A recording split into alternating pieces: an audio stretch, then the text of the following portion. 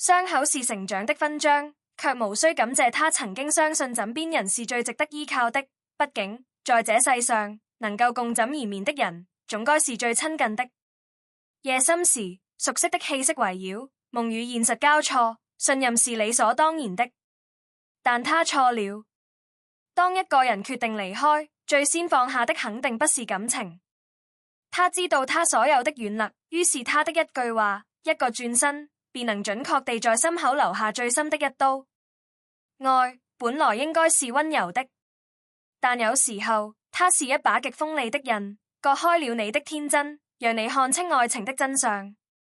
並不是所有的心情都能換來回應，並不是所有的等待都能等來歸人。本以為愛可以讓人柔軟，結果卻發現它讓人學會了決絕。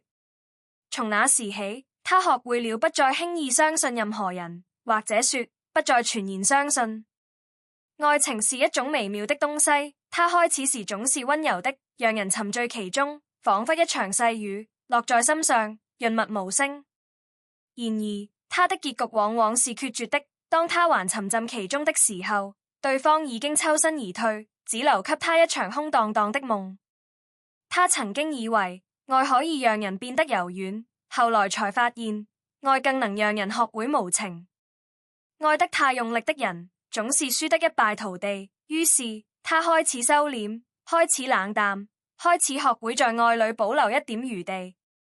世界上最深的傷從來都是來自最在乎的人。陌生人的話語不過是路邊飄來的一陣風，說過便散了。可熟悉的人，他們知道你的弱點，也知道如何準確無誤地擊中它，叫你無處可逃。